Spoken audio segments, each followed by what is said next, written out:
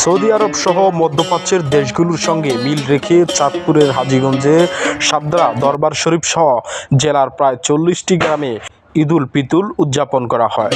রবিবার 30শে মার্চ সকাল থেকে ঈদের নামাজ আদায়ের মধ্য দিয়ে ঈদুল ফিতর পালন করা হয়। সাদরা 1928 সাল থেকে সৌদি আরব সহ মধ্যপ্রাচ্যের দেশসমূহের সঙ্গে মিল রেখে রোজা, ঈদুল ফিতর ও ঈদুল আজহা উদযাপন হয়।